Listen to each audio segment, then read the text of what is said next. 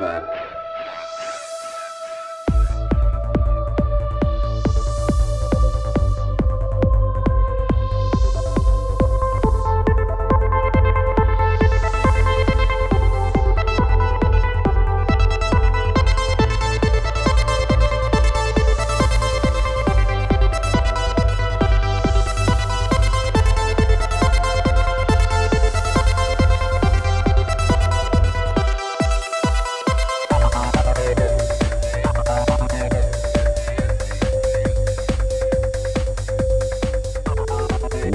What's up? Another episode of Ripple Effect Podcast. Of course, I'm your host, Ricardo Rendes, also known as Ricky Fernandez, and I'm super excited for this conversation. Returning to the show is a OG in the disclosure community, Steve Bassett from the Paradigm Research Group. He was actually the first official UAP licensed lobbyist, and I'm very excited that all his hard work seems to be paying off in regards to really spending his whole life trying to get this information out there and trying to spark interest in what should be one of the biggest stories of our lifetime, because the UAP ET story intertwines with so many other topics we love and are interested in. It might help us better understand the origin of man. It could completely change our perspective on energy and technology. It can help us better understand telepathy and time and space, and all these things that we like to pretend we fully understand, but we truly don't. And a lot of our assumptions about reality and time and space really are just assumptions. And like Tesla's famous quote, if you want to understand the universe, you have to understand vibration, energy, and frequency. I think we barely understand those things. And I think better understanding those things could help us better understand the world around us and what our capabilities are. But enough of me ranting about how intrigued I am with these topics. And if you're also intrigued with these topics, go back and check out past appearances on the Ripple Effect Podcast by Steven. He was on episode 539.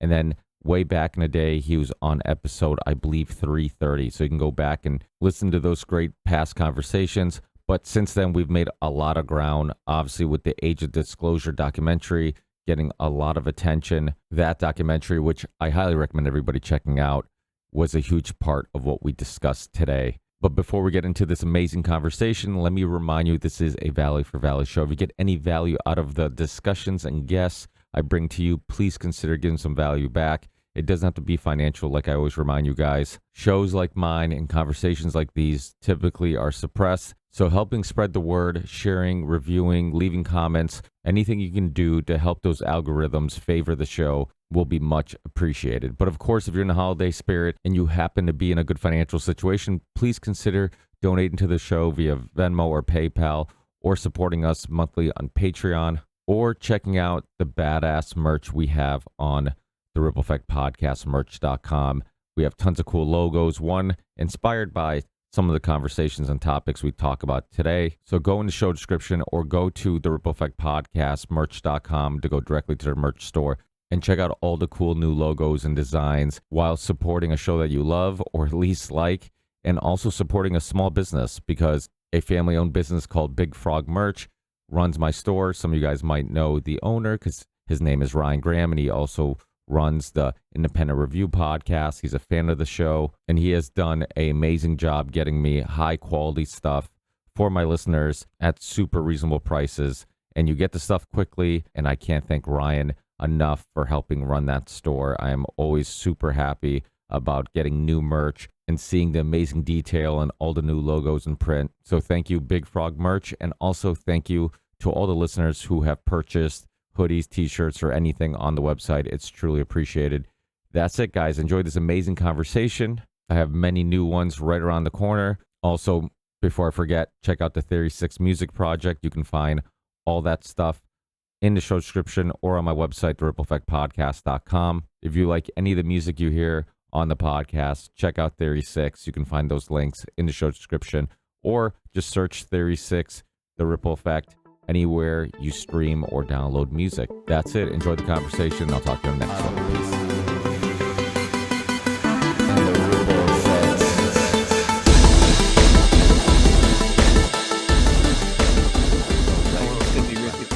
Ricky,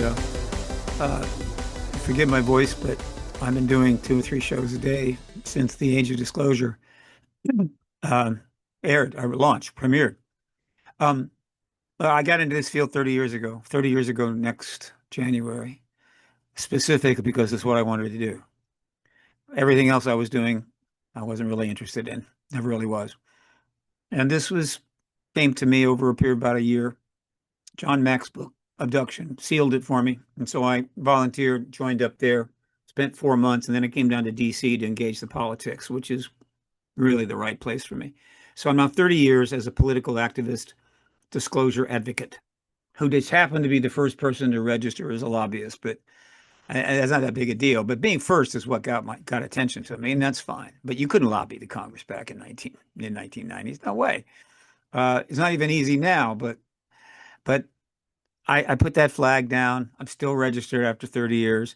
Others have registered though. There are others now, so they're carrying the load. Anyway, I'm a disclosure advocate. I had one fundamental job, and that was to end the truth embargo, as I came to call it, around 2000, um, on the government's knowledge of a non human presence, technologically advanced non-human. I think they're extraterrestrial presence.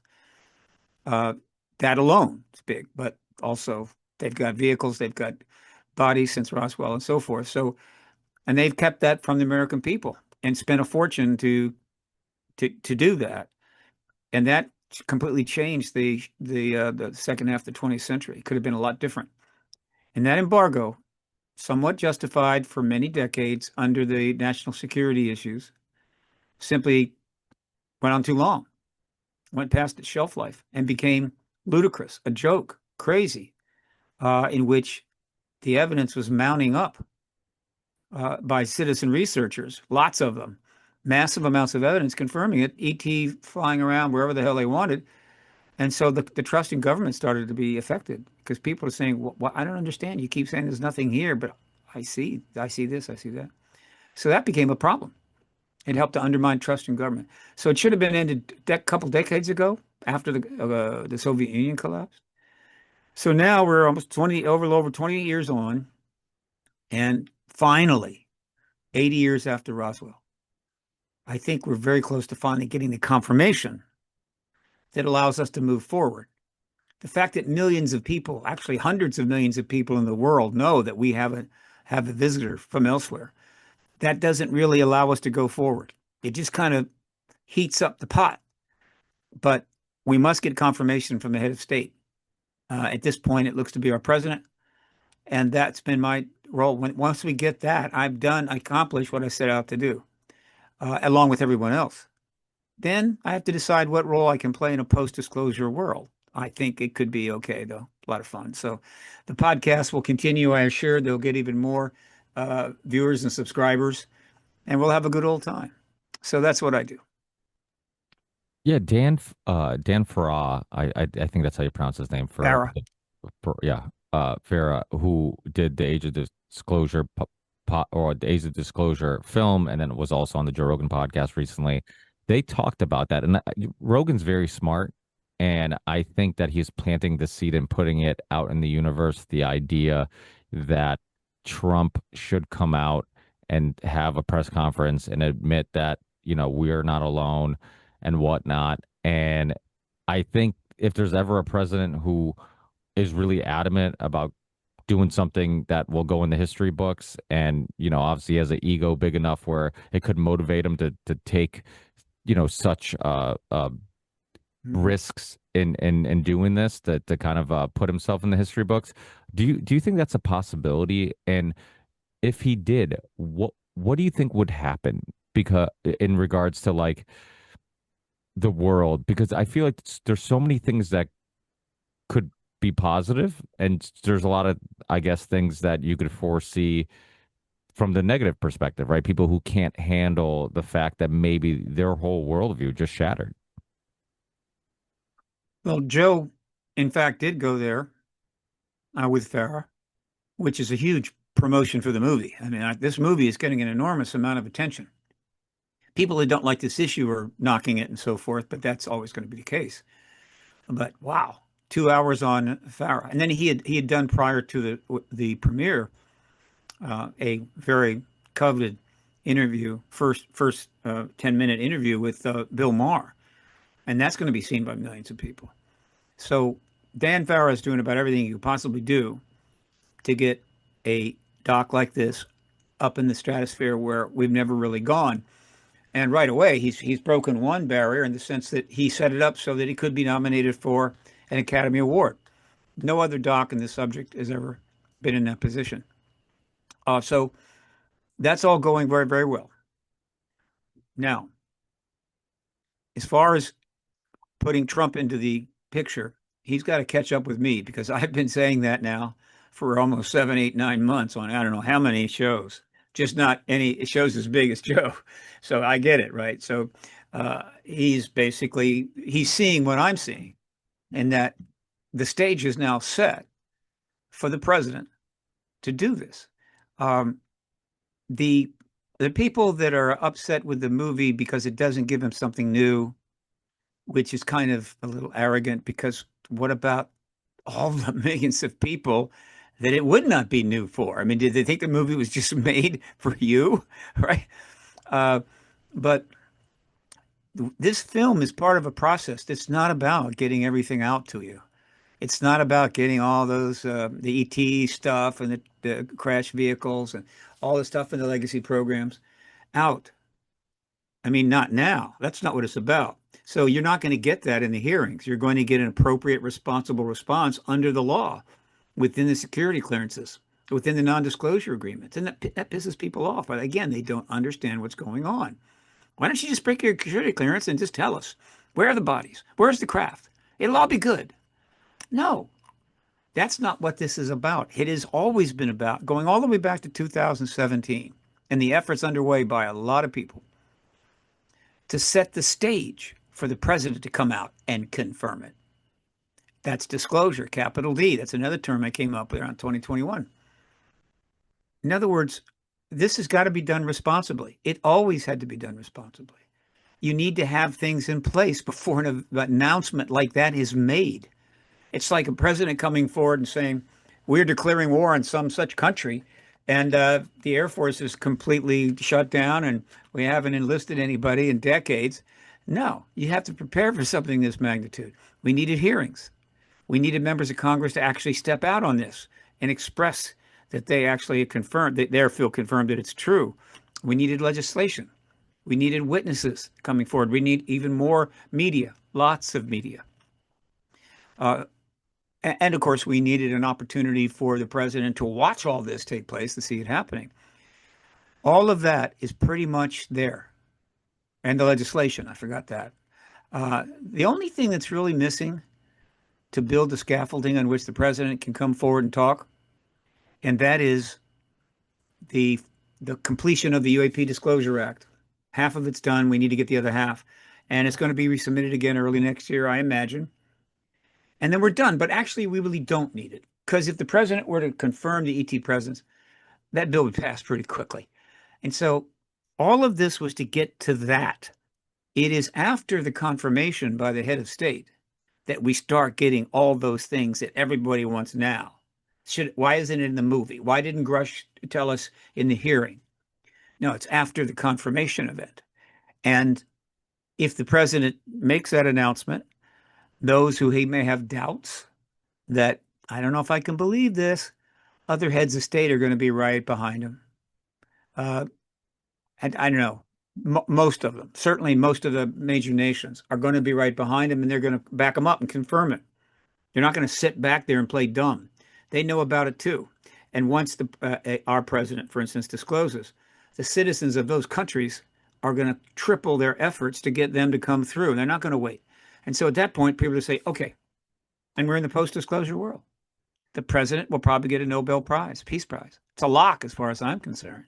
An enormous amount of gratitude and accolades from around the world for doing what no other head of state was able to do in the entire history since 47. And that's a lot of heads of state, probably 20, 30, 35, 40, just counting the developed nations. None of them could do it. And plenty of them knew that he would be the first. And so we are very close to that. Joe just added his name to that petition. And I've got another 20 interviews scheduled before the end of the year, at least, maybe 30. And I'm going to keep talking about it and bringing it up. Now, there is a reason. It's not just the stage has been set. We happen to know the issue is in play. It's in play in the White House.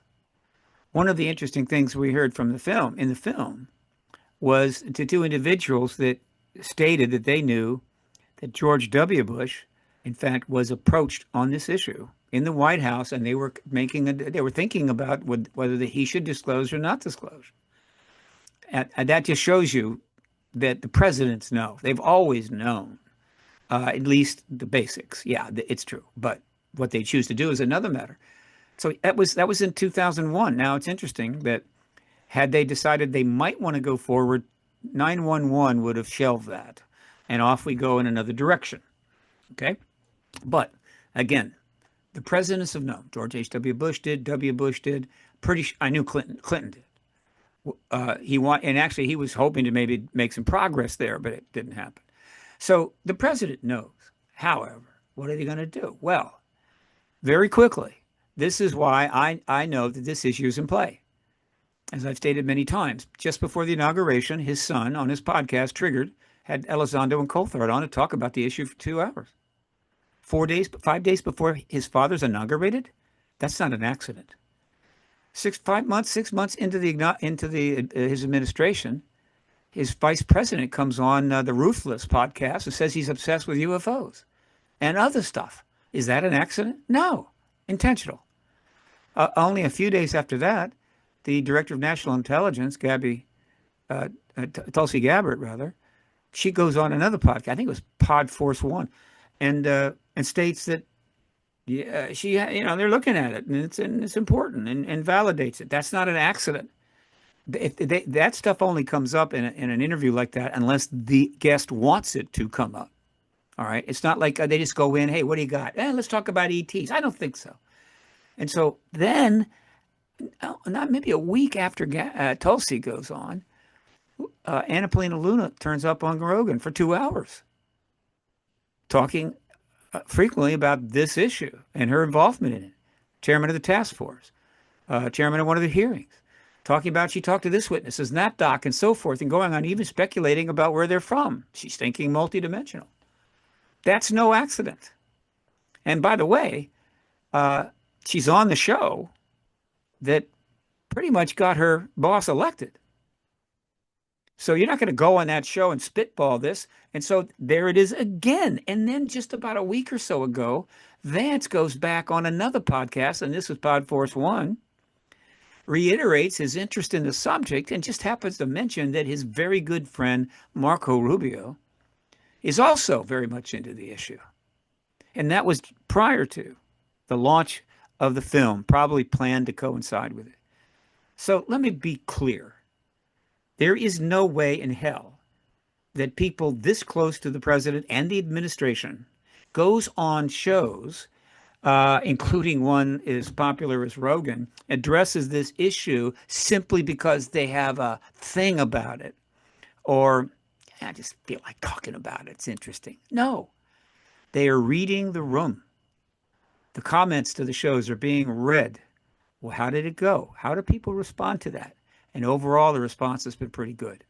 And so the president, through his intermediaries, has been reading the room on this issue for a solid year. So when I say it's in play, it's in play. Now, a lot of stuff is going on, right? It's been another tumultuous year. A lot of it negative. And so I forget if Rogan said it this way, and I've got to go back and watch that whole thing. I only could watch some of it. But the situation now is actually very simple. The President of the United States can responsibly come forward in the Oval Office and confirm what we've been hearing is true. Non-humans, non-human tech. Where they're from, we can speculate. I'm almost certain they're from other star systems. But does it matter? Right? I don't care where they're from. They could be from a moon of Jupiter. They could be from under the ocean. Odds of that are nearly zero. Time travel, interdimensions, whatever, that doesn't matter. All right. He has the ability to come forward and do that. And as a result, he will get probably a Nobel Prize, an enormous legacy that will be thought about and discussed for 1,000 years, long after everything else that we're so engaged in right now is forgotten. And that is sitting right there on his resolute desk, a little trophy, as it were, that he can pick up at his convenience.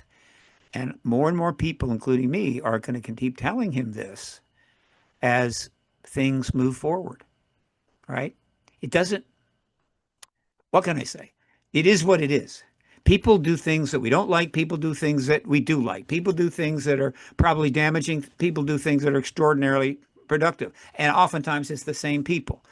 So there's no surprise here.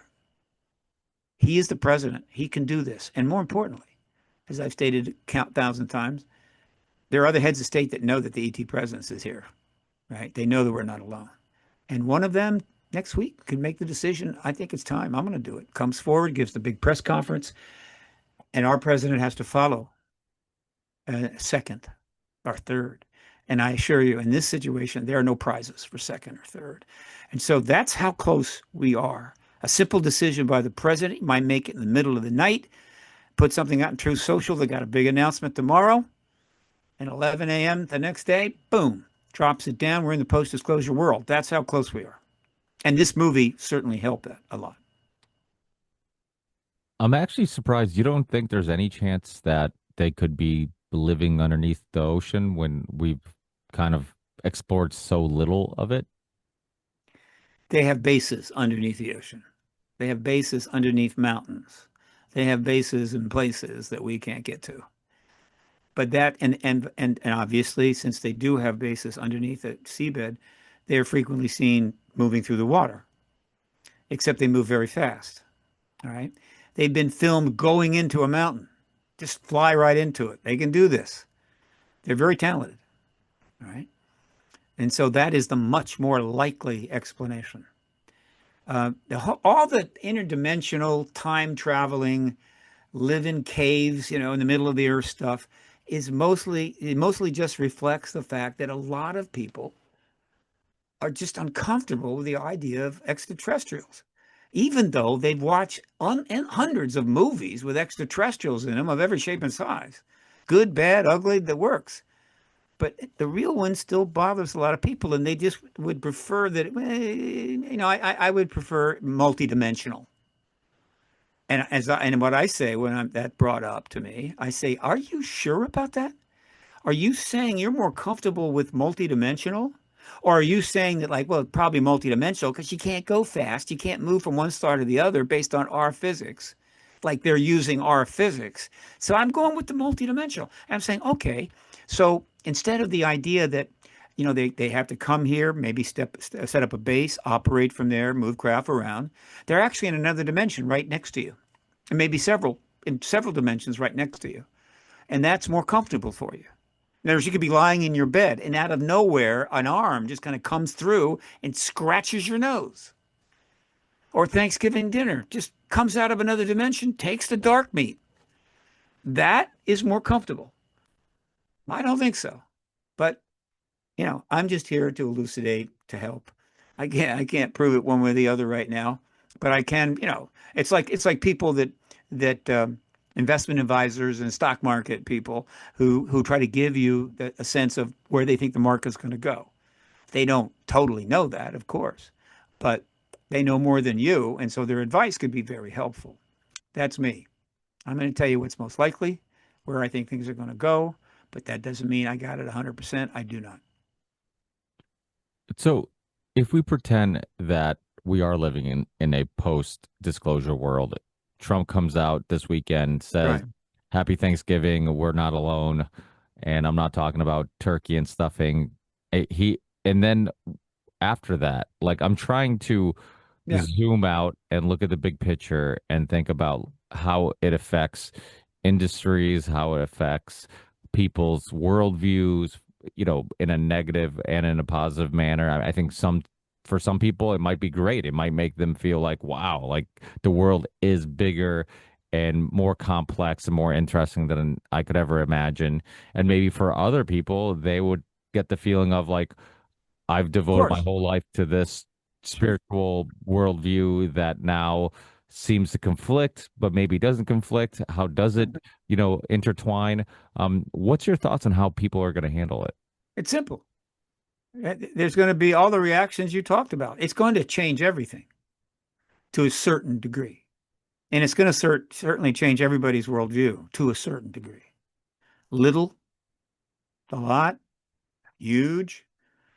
Nothing is going to escape that change, unless you have no idea. You're living in the jungle in Sentinel Island over in the Indian Ocean. You're not going to change, but everything else will. And some people are going to have fun, deal with it well. Some people are not. So what else is new? That is the whole history of the human race. Yeah, it moves forward, and some people are comfortable, some people aren't, but it moves forward. And so the idea is like, well, we can't move forward unless everybody is going to love this. No, not at all. So the government has essentially blocked the forward movement of history. It said, we're going to stop it right there. We're not even give you a chance to like it or not like it. We're just going to pretend it doesn't even exist. That's a pretty arrogant thing to do. In other words, we, few, probably a few hundred managers, well, I guess managers, a limited number of people that make the necessary sequence of decisions that keep this embargoed is not a large number. We, with the cooperation, deference of our allies, are going to simply keep the whole rest of the world, 8 billion people, from knowing the most important information that they could possibly know in their lifetime.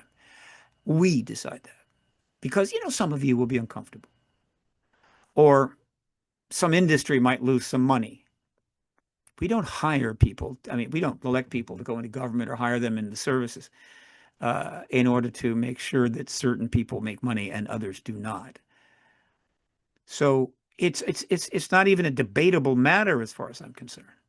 Their ability to keep this lie going is simply past its shelf life. It's done. It needs to end, period. I don't care what the outcome is.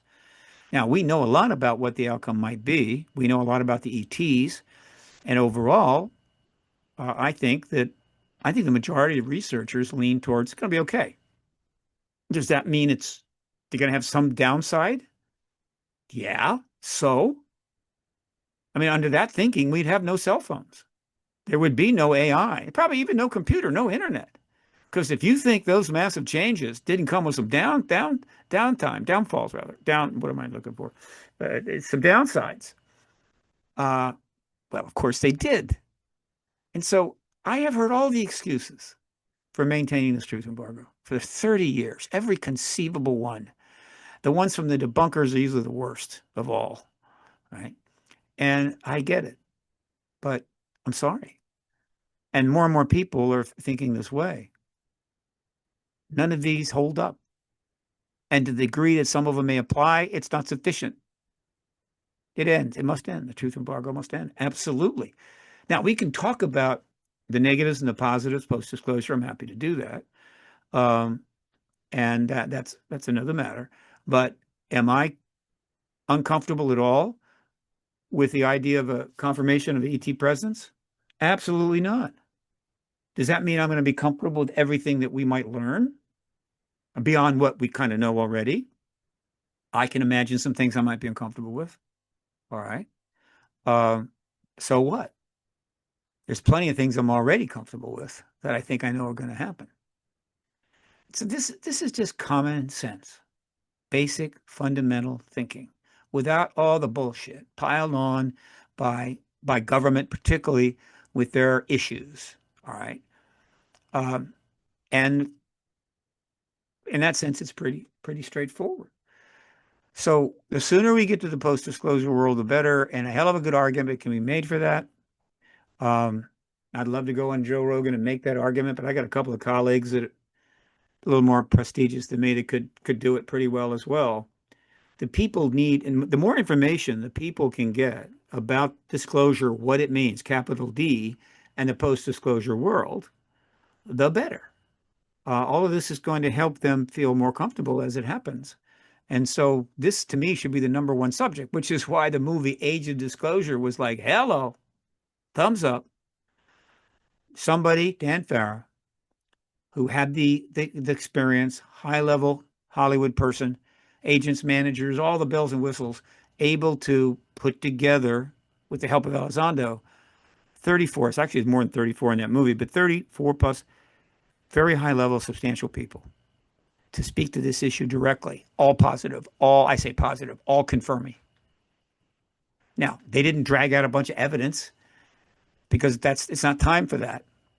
They didn't break their security clearances and maybe drop something that somebody didn't know. It's not time for that.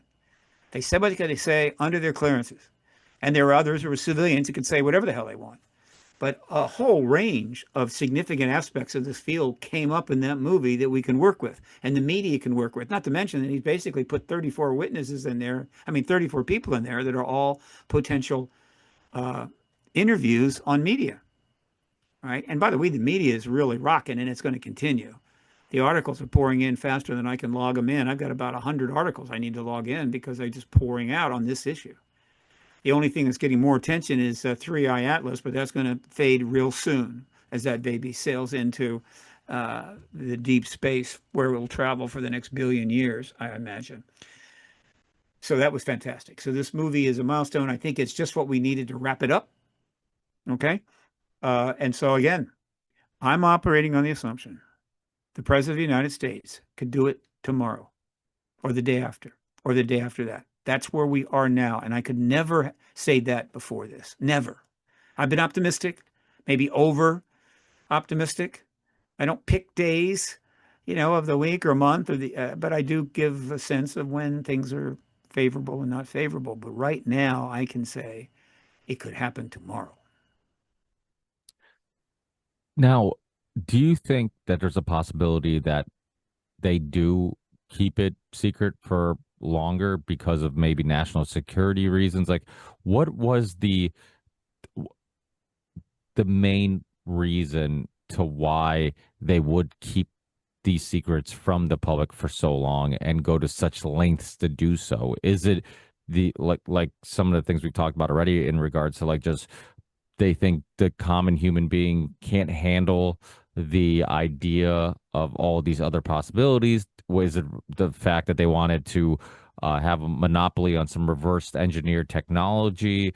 Was it national security? They didn't want the world to panic and people to panic because of obviously all the links to nuclear power plants and all these other things that people think might be one of the motivations to why they are appearing. And then there's also some stories of I think it was a James Fox documentary that school in Africa, and it wasn't just there; it was other places where they were told to that that we're at the edge of just demolishing the human race and that we're in danger or whatever, and they would get these messages or this feeling that they're warning us to maybe save us from ourselves to some sense.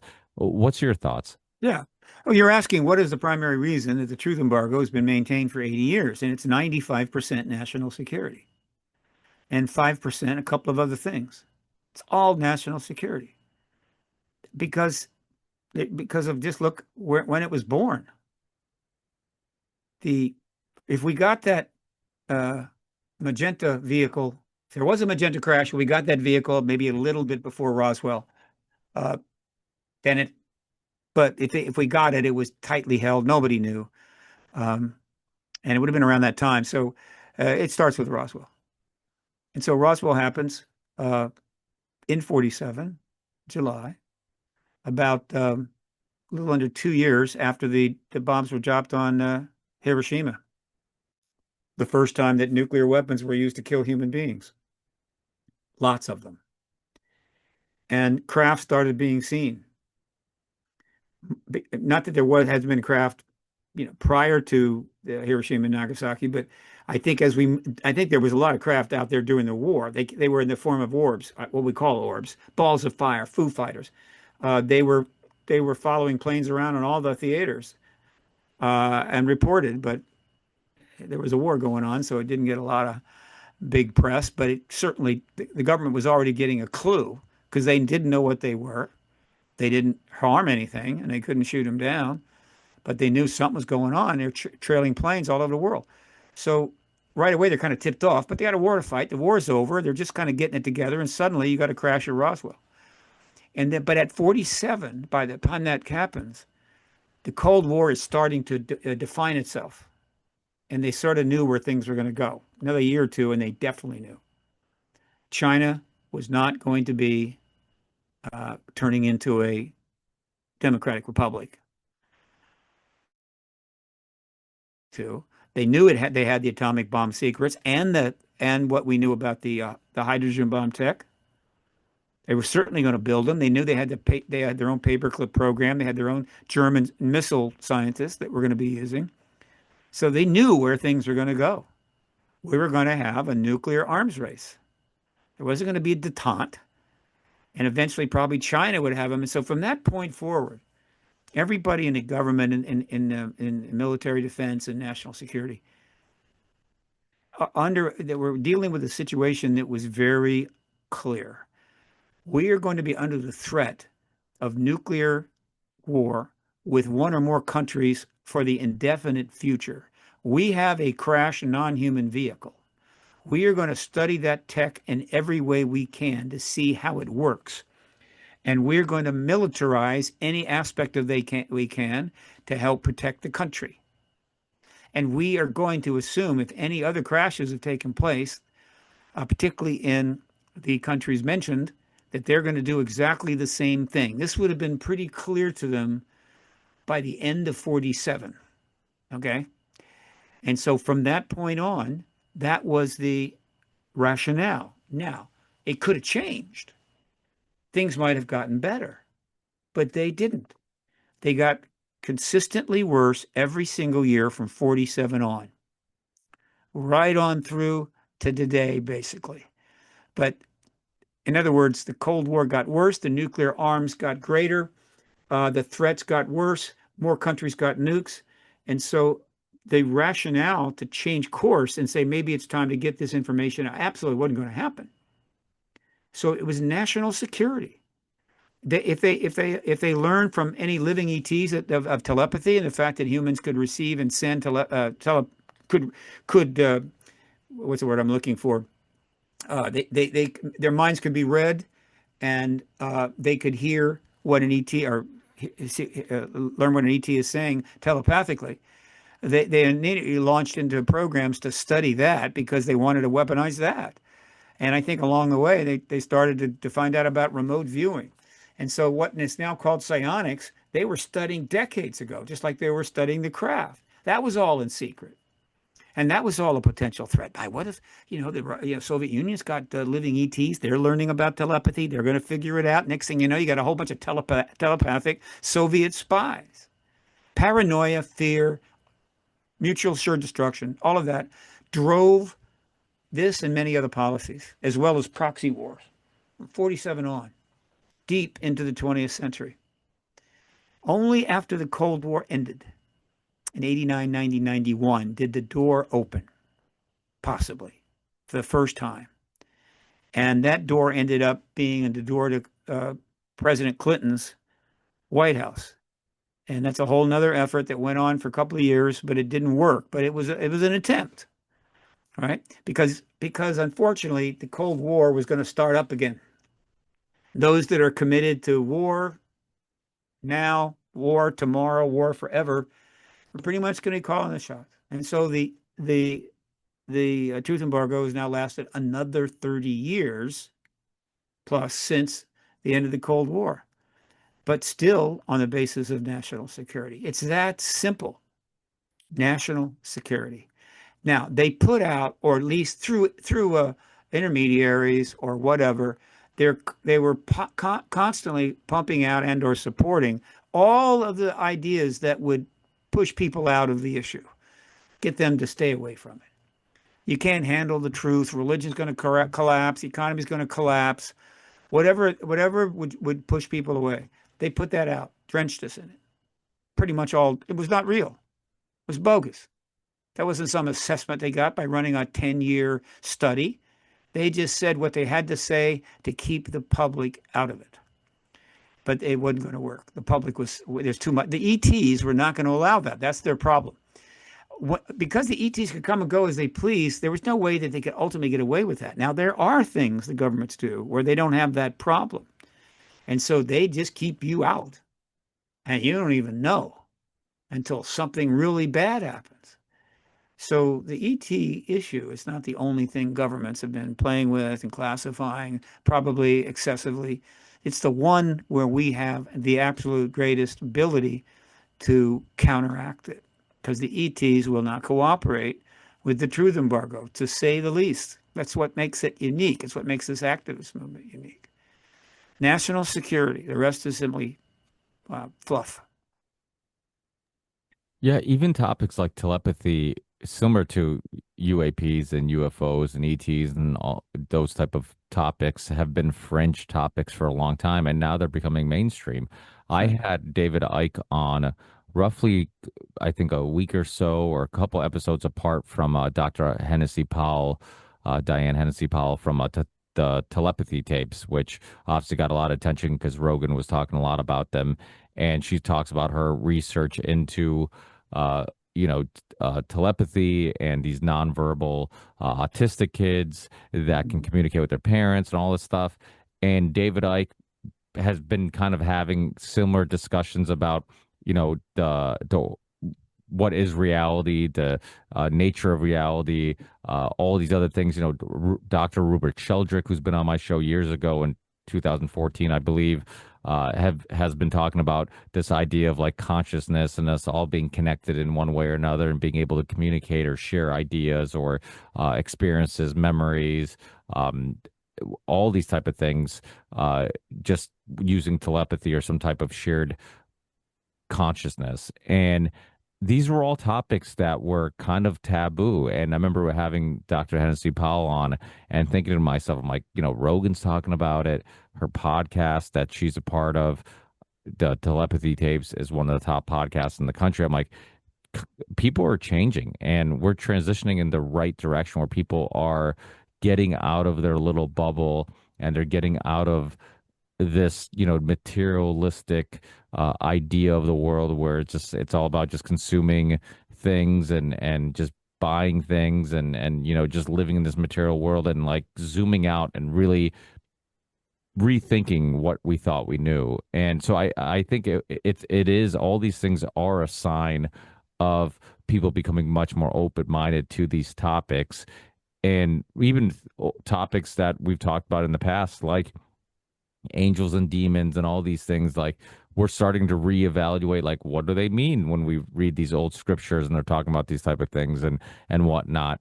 How are they connected? Things like angel, or how do you, I mean, obviously we don't know, but in your opinion, like, when you hear these stories of angels and demons, when you hear about like crop circles, when you hear the conversations of researchers who are looking in like the pyramids, and if it was a lost civilization or if it was another civilization not from this world, from this planet, like, I feel like all these topics are kind of related and could be related, or just dots that need to be connected. Is there a way of connecting them? Do you think they are connected? I don't, well, some are, some aren't. Some are completely wrong fantasy. I love Ancient Aliens. I've seen them. I haven't watched it in a long time, but I really need to go back and watch the ones I've missed. Ancient Aliens is a wonderful show that tries to connect some things together, which is fascinating and fun. Uh, but yeah, people are looking at the world differently. And as a result, and there's nothing unusual about that. That's always been the case. Every 100 years, people are definitely looking at the world differently. But in terms of the things that we're really focused on now, let us understand the reason that they're differently is that a whole lot of people who weren't going to get help from universities or politicians or proper, reasonable attention from the press, while being ridiculed and stigmatized, dealing with an issue the government went to great lengths to say doesn't even exist, sacrificed, well, they dedicated their lives, a lot, their money, and took a lot of heat for decades in order to get us to a place where we can think this way. And of course, the government would love that they never get any credit at all. They don't want to be reminded about these people that pushed them for 70 years relentlessly. But that's how we got here. And it is true that uh, the ET, I think, telepathic ability certainly helped to trigger interest in that area by the government, which of course then classified it all, studied it. The Russians studied it, Chinese studied it. And that sort of led to some understanding about things that are currently beyond our physics. In other words, we know there's telepathy. That was proven a long time ago, but now it's publicly in the open. Finally, it took a long time. And Dennis E. Powell, I think, is the leader there. There's a prize from somebody. I think that's a scientific prize. But we know there's telepathy, but we still don't know how it works. Remote viewing, I think it's clear that it's possible, may be connected to telepathy in some way, but we still don't know how it works. We've got some exotic quantum theory about that. But of course, also science has advanced as well. It's not as if we needed ETs here to start exploring the world. But the ET presence and the eventual confirmation is a massive worldview changer. It is a paradigm shift of extraordinary. It's bigger paradigm shift than the cell phone. I mean, that's how big it is. I mean, it's really, really big. And so it's affecting a lot of the way people think. I think it's pretty much positive. And we're more open about things. And to the extent the government stops interfering with our ability to think and what's real and what's not. And by the way, we're not the only government. The totalitarian ideological states do it all the time. They tell you this is what you think. Well, it's not true, but you think it anyway. And so it doesn't help to advance, I think, the best interests of the human race, but that's what they do. But our government does it as well. And so we are becoming more open and able to discuss things. That's good. But again, I'm talking about us. There are other countries out there with a couple of billion people. They don't think about consciousness or what works or doesn't. They think about where they're going to get their next meal and if they have a roof over their head. So we tend to be a little narrow in thinking how this is affecting the world. They're not coming to consciousness conferences. They're just trying to stay alive. So, but within the context of the advanced world, like us, advanced countries, we are getting much more open-minded, and that's helpful. And so a lot of things that were not in play are now in play. Okay, but there's still too much the government's holding back. We need to know what they know about what they've learned about telepathy by studying ETs directly. We need to know exactly the full extent of what they know about remote viewing. Now, understand, I appreciate the problem here.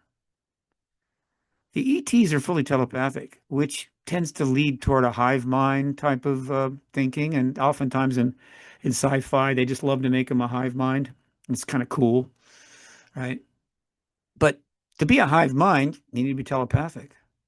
We're not telepathic, but apparently we can be telepathic. And so if you're government and you're looking ahead and trying to imagine a world where somebody could read somebody else's mind, either by adjusting the human brain so that it is able to do what apparently some human brains can do, or by adding a device, right, that gives your brain that extra ability and you can read somebody else's mind. That is a paradigm shift of all very significant proportions, without question. I am not going to deny that. That is a big deal. Trying to govern as we traditionally govern, when telepathy starts becoming a part of the public, reality, that is a challenge. And so they're a little squishy about that. And I respect it. But, so what? So as a civilization, we'll address it, right? Do we all want to become telepathic right away? Maybe not. I mean, if we all became telepathic tomorrow, do you know how many marriages would be over in a month? How many lawyers would make a fortune? Right? Not being able to read somebody's mind has a lot of advantages. So, but that's just another advanced technology. Is being able to read somebody's mind more extraordinary as an advancement than being able to go to another star system because you understand better the nature of 3D and time? Possibly there's another dimension that you can slip into, but I doubt it. Yeah, it's pretty big. So what? You get 60, 70 years on this planet, and there's extraordinary things happening that you can engage and learn and talk about and experience while you're here this short time. And the government says, no, you can't. We're keeping this and that and everything else because we can handle it. You can't. We're just special. I have a classification, right? You don't, right? You don't have a classification, do you? Yeah, I got stuff I can't say because there's a thing that says I can't say it. I feel very special about that. That is crap. And it's time to get away from that. Now, I know in the ideological countries that's going to be tough, but we're not an ideological state. And so let's lead the way. Let's have a public that knows what's going on. And they decide collectively how to deal with that. Now, there are examples of this where that is the case. Cell phones are changing our lives and turning it upside down. But we all know about cell phones. We pretty much know how they work. We even have the ability to affect legislation about cell phones. What if the government hid all of that, right? And you don't even know, right? And then these things are just turning up and you find one and they say, no, you don't want that. And they take it away, whatever. In other words, they play games with that. Generally, they don't play games with technology that could make lots of money, except in the case of the ET issue. And so we can lead the world in this sense. It's time for our people to know everything except the most risky, sensitive stuff. I don't need to know where all the nuclear submarines are at any given time. I don't need to know exactly how they work or the missiles work. What I need to know is there's an effort to get rid of all of those missiles before we use them. There are some things that citizens shouldn't know, but it's like this, but they've made it like that, and it's screwing everything up. So we could lead the world. So now we're engaging these interesting issues that are out there and deciding what's good, what's bad, how to. And other nations are looking at us and saying, "Well, I like the way you're handling that." You're going to be here for 80 years and stuff like this is happening, the government absolutely is violating what they call natural law to keep it from you and say, "No, you can't know that." I mean, in some cultures in the ancient times, there were a lot of science that they kept from the people. In other words, this is science. You can't know that. You're just a regular person, right? You're a mule rider or whatever the hell, and we keep all this science, right? And they actually call it kind of mysticism and so forth. Yeah, well, that didn't help civilization at all. But then they were kings and rulers and autocrats. That no longer should be the case. So ending the truth embargo is just the beginning of ending all of the truth embargoes, save for the obvious, most critical information that must be closely held until such time we get out of the era where every country is looking at how they can take another country, right? Or grab this or grab that or just, invade somebody for the hell of it. Until we get out of that, there will be some things that have to be held. But it's a tiny fraction of what the hell they're keeping from us now. That's really at the core of this whole truth movement, this whole disclosure movement. It isn't just about extraterrestrials or the disclosure of their presence. It's about the disclosure of a hell of a lot more. So we can have a society that participates instead of hides, worrying about what could happen next because you have no idea what the hell's going on. There's my screed for the night. I promise there won't be another. Well, yeah. Well, historically, the government has always used national security Yeah. as the justification for not letting us have information or suppressing information from us. They did it with 9/11. They did it with OKC. They did it with, the recent assassination attempts and even maybe even the Charlie Kirk assassination attempt. There's still seems to be something hiding there. So it does seem like it historically they've the JFK assassination. I mean they still are saying that they're suppressing information due to national security reasons, and that was done in the 60s. So I mean, it always makes you wonder, like, how much of it has to do with national security or how much it has to do with them protecting their asses and protecting certain people or corporations or Yeah. elites, whoever it may be. But in this case, one thing that was fascinating about the Joe Rogan podcast with Dan Farah was that the orbs thing. He actually said he left it out of the podcast. Another thing he mentioned too, and not to The get podcast or the movie? No, he talked about this on the podcast. He Okay, talked about how on the podcast he talked about how he left it out of the movie, that's and right. he left it out of the movie, which actually, yeah, sorry, I probably didn't clarify correctly, but it was interesting, and it makes sense why he left it out because he got into, and this was closer to the end of the podcast, he got into how some, and I can't remember if it was people who had sightings, experiences, if it was military people or whoever, but he talked about how people close to these events how they end up having some of them end up having orbs follow them home or show up at their home, Yeah. showing up in their lives. Some of them end up getting sick. And I did think to myself when I was hearing him describe this, maybe it was good he left us out of the movie because I wonder if hearing these type of things would scare people into not wanting to look into it, and not want to talk about it, not want to tap into that realm or that world. So maybe it was a good idea to not do that, but it does spark the the conversation that, and I guess I'm probably contradicting myself a little bit, but this idea of like, yes, it's national security. That's why they're justifying keeping this from you. But maybe there is a little bit of national security concern. And because we don't know who they are, we don't know, I guess to use the cliche term, if they come in peace, right? We don't know that. Uh, do you have any concerns about that? Like, when you hear these stories of like people getting sick, people getting, there's that Brazilian UFO or alien story that I think James Fox also did a documentary on that, that a bunch of the police officers who transported the ET and getting sick and dying, I believe. And you hear stories and stories over and over again about these type of similar situations. Is there any concern about one that right getting too close, where like the same way the Native Americans got sick because the Europeans brought viruses over they weren't their bodies weren't used to? Could Is that a concern? And then also, is there concern about like who are they? What are their intentions?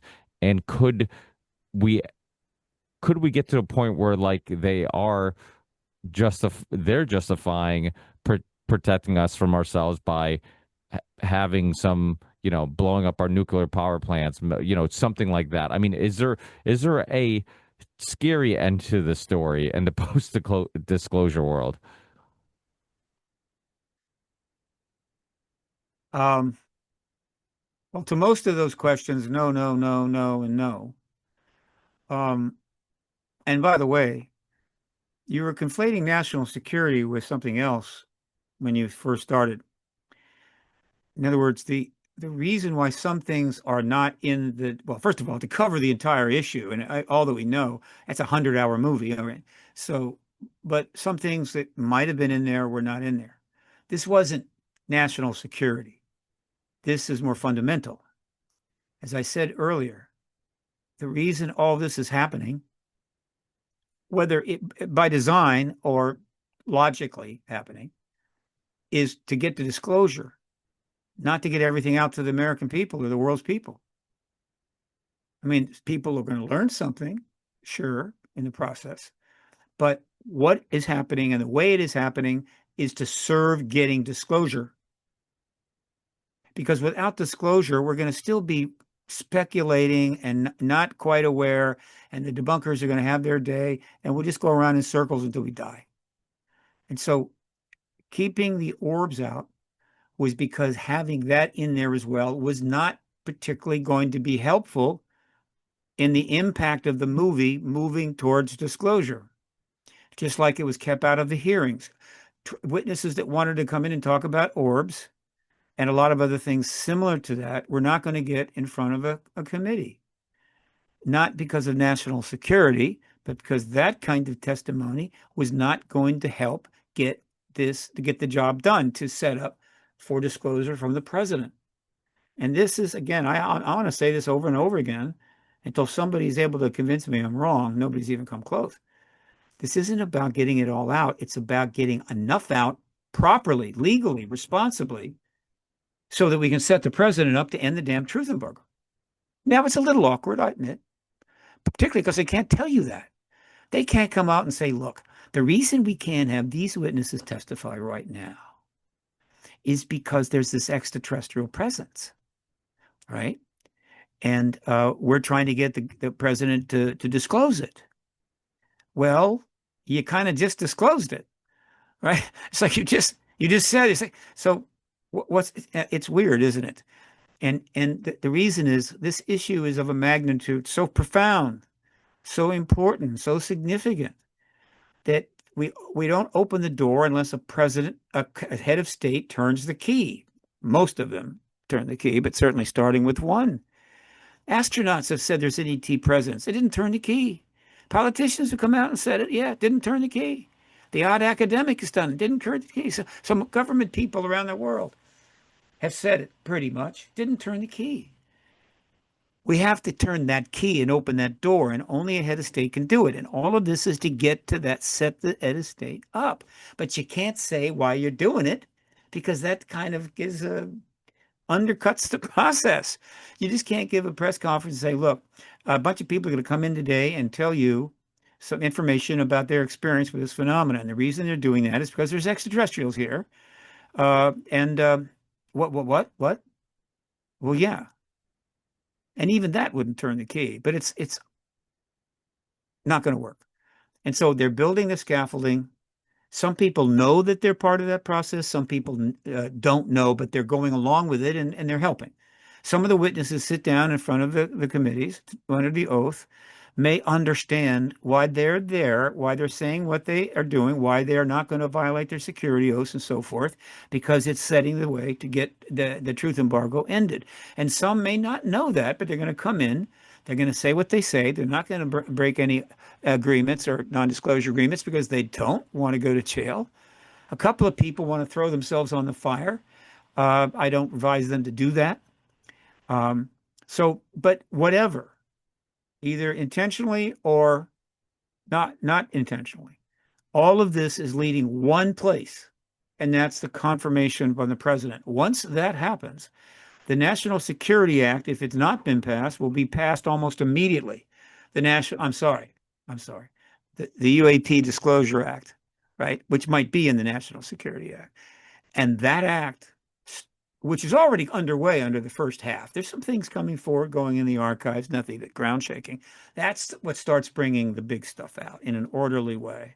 And while some things may be delayed, what is going to be coming out is going to keep the public's interest, I assure you, not just in our country, but in other countries, until it's all out. Right? That's where this is going. It's always been going there. Now, can it be stopped? No, not now. Only a nuclear war could stop it. And even that would only be for a certain length of time, depending upon how much was left after we were done. But other than that, we've had massive events overseas. We've had extraordinary problems in a number of countries.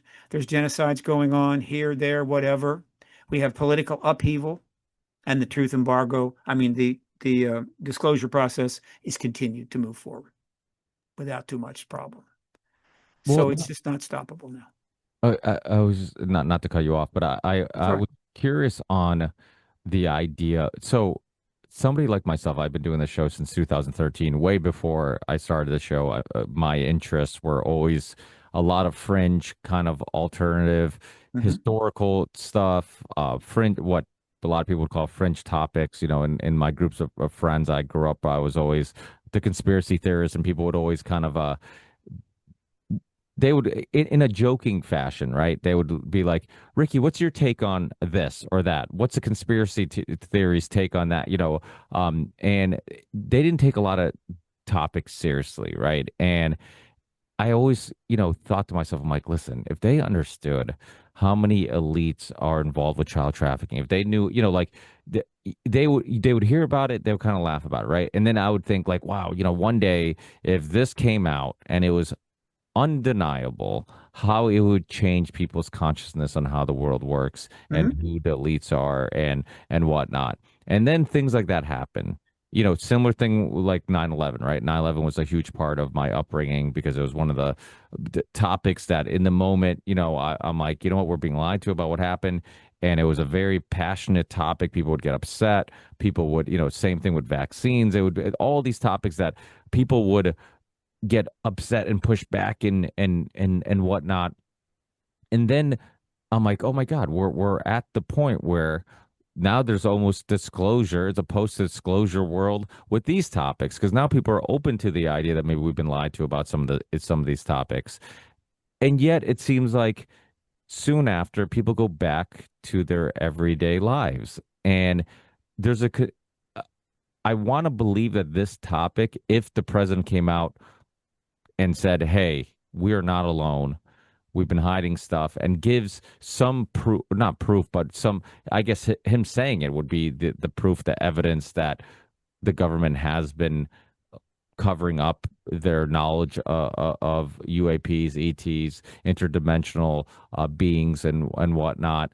Um, but is there ever a concern? Do you think that unless something big happens, that if all that is happening is people talking about it, because even now with people talking about it, there's a lot of people who still, I'm like, I think it's a big deal. I think, the fact that all these high ranked people who have no reason to lie about these topics are coming out and saying, I experienced this, I saw that, I whatever. But there's still even though people are intrigued in it, I wonder if it's like a intriguement, like they're listening to Coast AM and they're hearing about a ghost story, or if it's an intriguement like they're gonna take it seriously. Do you think that there we're gonna get to a point where it's something's gonna happen that because the other thing and I'm not sure if you answered the question, and I don't think it was your fault. I'm not blaming you for not answering the question, but like the idea of like, do they come in peace? Like, do you do you think that something's going to happen where there's going to be some event that happens that has to happen, right? Because disclosure has to happen, that kind of wakes everybody up to what's going on. And if is there any concern from your perspective? Like, obviously, you've a lot of your work and focus has been just getting this information out there. But when you zoom out and you think about like the information that you're trying to get out there, it's this idea that we're not alone. We don't know who they are. We don't know what their intentions are. We don't know if they have a plan for us, if they don't. Like, do these thoughts sink into your thinking? And do you zoom out and think about like all these possibilities, or have you been so focused with just getting the information out there that you haven't spent a whole lot of time pondering on, I guess, all, all these other, I guess, subtopics? Um, Sorry, I give you a lot of ones. I uh, know I do. Look, I've been thinking about it for 30 years, and we know a lot about the ETs. It's not like we don't know a lot. We do. And the what we know, I think, looks relatively promising. There you go. Now, science and civilization doesn't move forward on the basis of a majority of people being comfortable. It never will, right?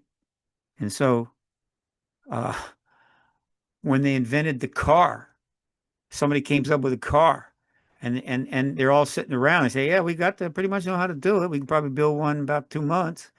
And then somebody sits back and goes, "Have you thought through all the ways that cars are going to affect, the country and people's lives?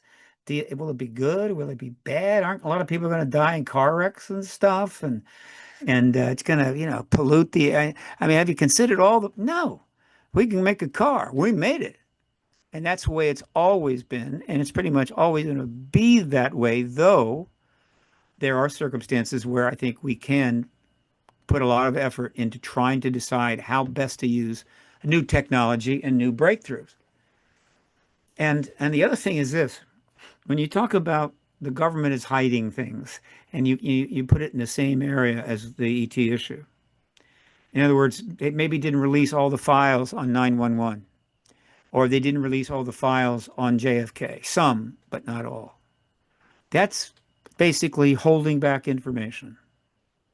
And it is not, I think it's wrong, but they're not doing what is happening with this issue. Imagine if the government, a couple of days after the assassination of JFK, said it didn't happen. He wasn't killed. That was all fake. It was a put on show. He's actually fine, but he's taking a break, right? Pick something else. 911. There are a lot of people who think the planes, there weren't really planes there and didn't crash into the buildings. The government comes out and says, yeah, there weren't any planes. In fact, there wasn't any crash. The buildings were never there. It's an illusion. You thought there were buildings there, but they weren't. That sounds utterly ridiculous, doesn't it? But that's exactly what the government is doing on the ET issue. Now, that is an embargo. And that's what we're trying to do. Now, but you can apply the embargo issue in other ways. I happen to think that the amount of abuse of children and women by the elite power and money, particularly in the financial world, but also political power money, has been embargoed. That a lot of people and authorities know about it, and they embargoed the truth of that for whatever reason. Whatever, I assure you, the reasons were not as worthy as the reasons that were embargoing the ET issue. And that embargo needs to be broken.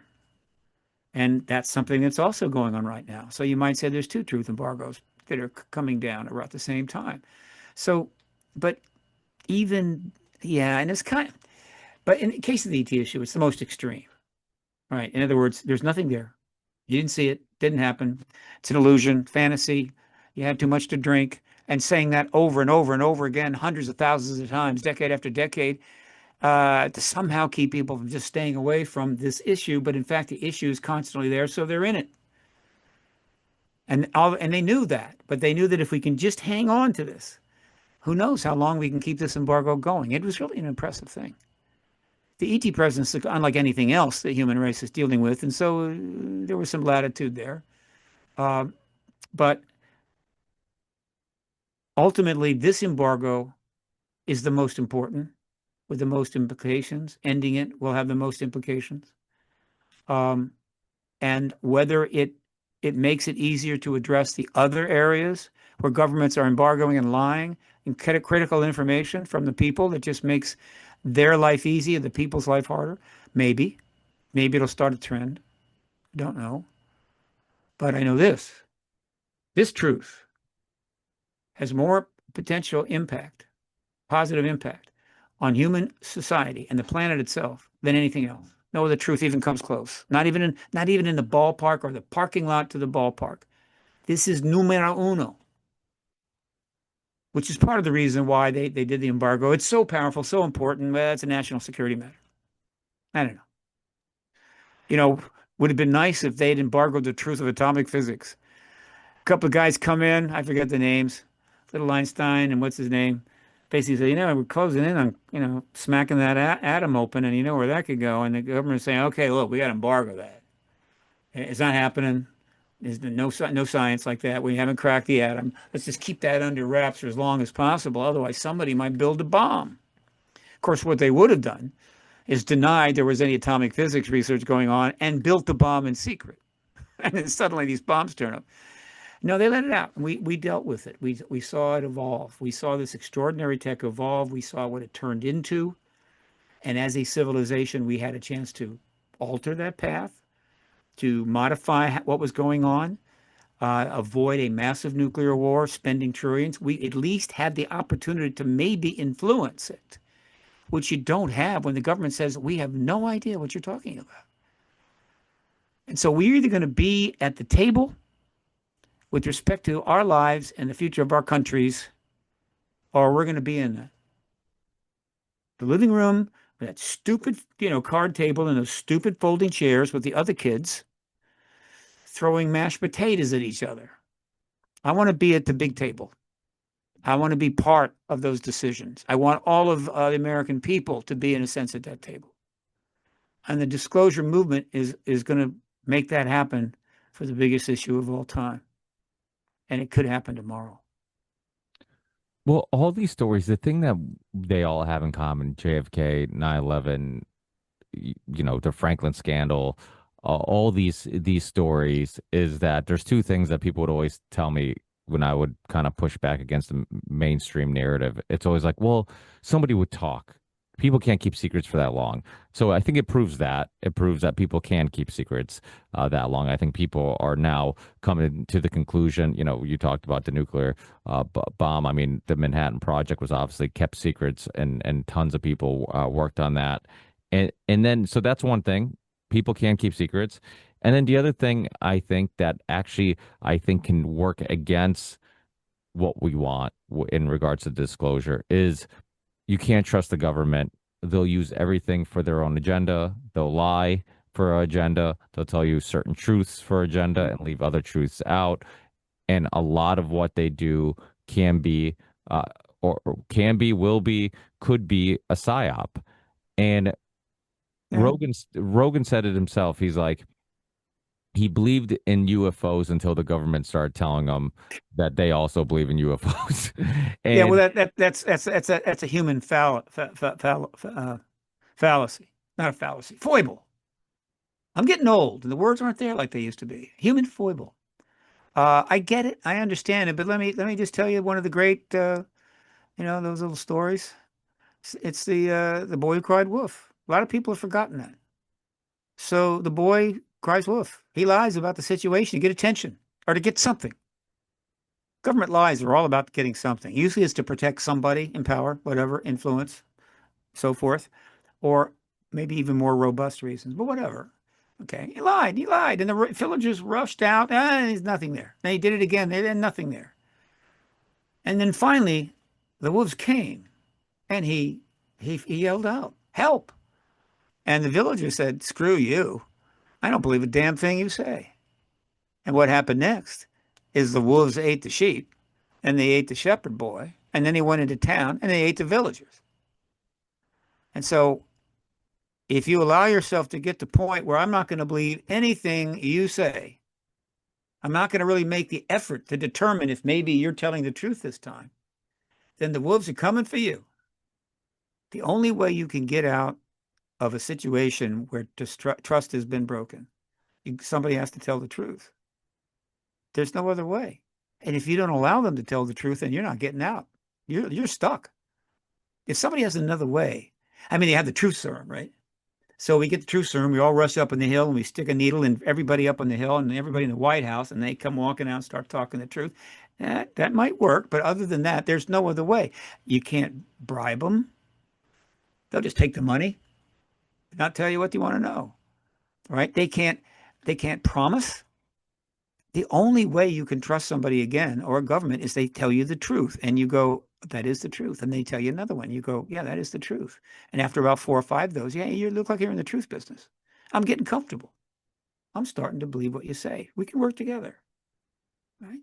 But now people are saying, I don't care what you say, it's not the truth. Therefore, you can't solve anything. You can't go anywhere. You're stuck. That's why you have people like activists and stuff that are not, they're not going to fall into that. They're going to keep pressing to resolve the issue. And the issue is the government's lied about the most significant thing in our world. And we're about to finally put them in a position where they can tell the truth. And it's not like they're just going to walk out suddenly and tell you, and you didn't even know it was coming and there was no effort. That way you might be suspicious about that. But when the president walks out and confirms the extraterrestrial presence, there is a massive volume of evidence to back it up, and as well as a massive volume of all the effort that was put in to get the president to be able to do that.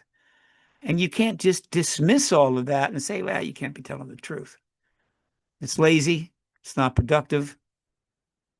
It's not wise. So this is not happening in a vacuum. The only problem is that it should have happened a long time ago.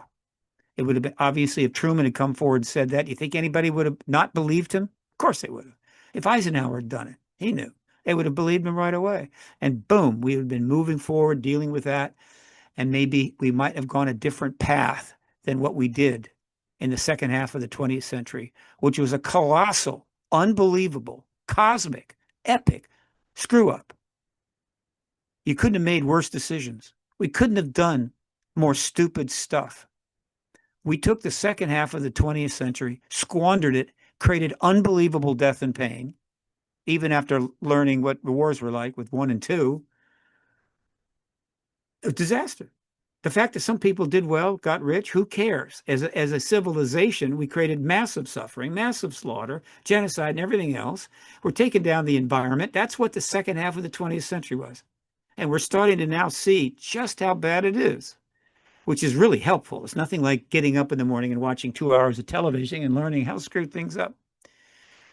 If Eisenhower disclosed the ET presence, it's very possible that that would not have happened. It would have been a completely different second half of the 20th century. Now, I don't think any books have been written about that. You've got some books about post-disclosure. Number one is AD after disclosure by Zabel and Dolan, and you got to read that. But believe me, that subject could have 100 books, 1,000 books written about it. How might that century have gone if Eisenhower had just said the truth instead of just giving this cute little warning about the military-industrial complex? We'll never know. But we have a chance to do the right thing so the next half century isn't as bad as the last half century, though frankly, from the standpoint of civilization, we won't make it a half century. We're right up against the wall right now. Plenty of people are talking about that, smarter than me. We've pushed it to the limit. All hell is about to break loose. Incalculable hell, right? Pain, suffering, and all the good stuff's going to go. You know, it's like the great stuff. Not just, a lot of things we kind of cherish, gone. We're running out of fresh water, for crying out loud. So we won't have another half century. So again, anybody that wants to argue against having disclosure, bring it on, man. Let's do it. Let's have a debate. Let's discuss the pros and the cons. I would love to, right? I'd love to go on and debate somebody on Joe Rogan about that. I don't think he would debate it. I think he likes to sit back and take a perspective and give everything a shot, which is smart. That's why he's got 20 million subscribers. But I got to get you on the Union of the Unwanted because my co-host, I don't know if you've ever done his show. Have you ever done the Tinfoil Hat podcast with Sam Tripoli? I've heard of it. Yeah. So but I may not have done it because if something gets too tinfoil, I well, might, hesitate. he's a comedian, so it was his creative way of like, hey, let me if I kind of make fun of myself a little bit and I call the Tinfoil Hat podcast and I'm a comedian, Mhm. then I can talk about what he thinks are serious topics, but nobody, if I get something wrong or if somebody wants to mock me, it's no big deal because I'm kind of mocking myself. But he's a regular on Rogan's. He was actually friends with Rogan. He's been on the show a bunch. He was actually on the podcast right before Donald Trump was on the podcast, which No was kidding. yeah, which was hilarious because it came out on a Friday and everybody expected the Trump one to come out on a Friday. And then Sam was like texting us like, I'm getting all this hate because people are like, where's Trump? Who's this? You know? Hang on So a second. so Uh, it was kind of funny.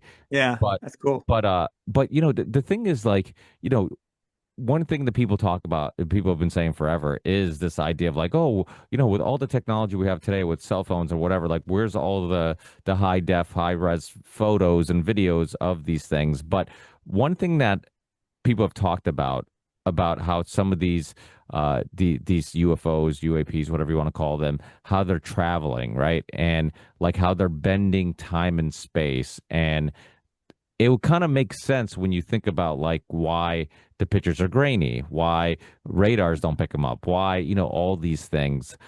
So that's fascinating. I mean, I think when people start understanding like, hey, maybe your phone doesn't have the technology to pick them up. Maybe there's a reason why it's blurry. Maybe, but it doesn't seem like you're concerned at all. Because I've asked you a few times if you have any uh concerns about who they are, what they might want, their intentions. There's I don't ever sense any type of concern from you. Is that something that really you're just not focused on at the moment? No, it's just that, I mean, let me put it this way. You don't want to manufacture concern. I mean, you can be concerned about almost anything. All right.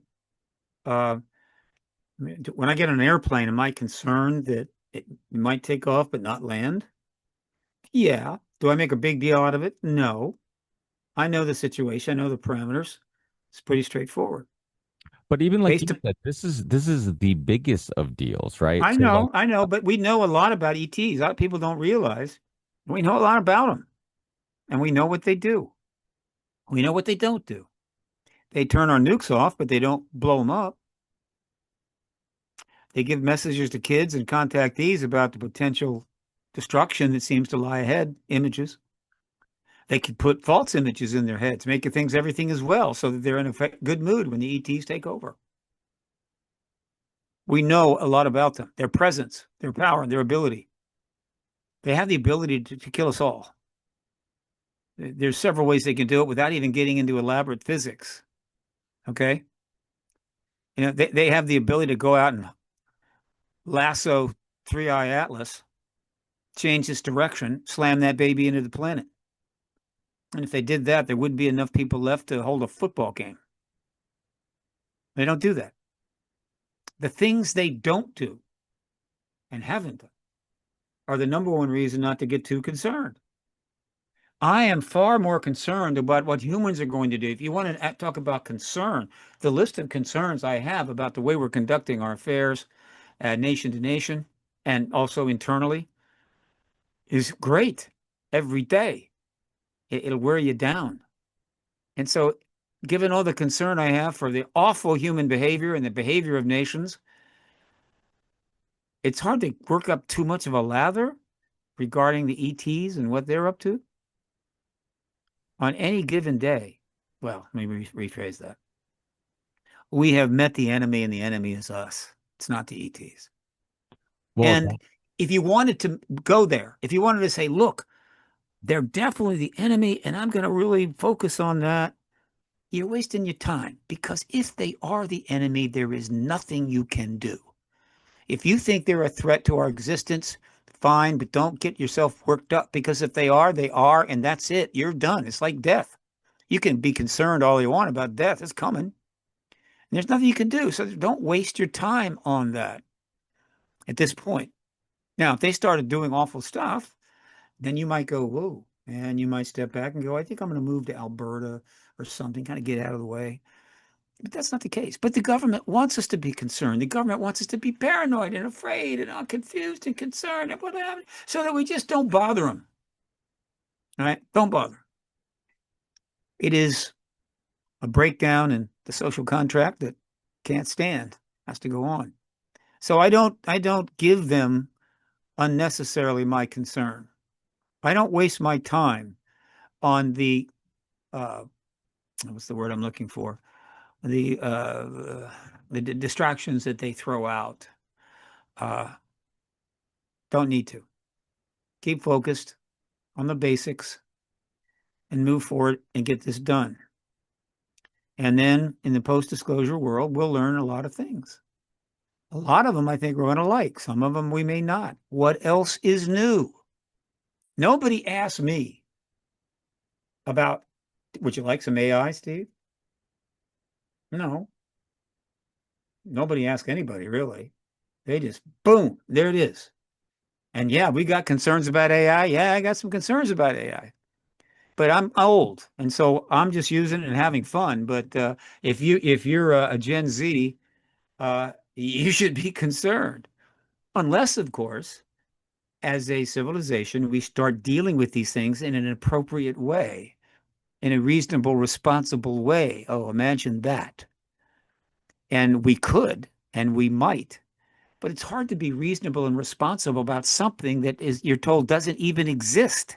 At least they're not there. They do admit that there's AI, and they're building these massive centers and so forth. They're not denying that, right? So you can at least address it, and it's being addressed.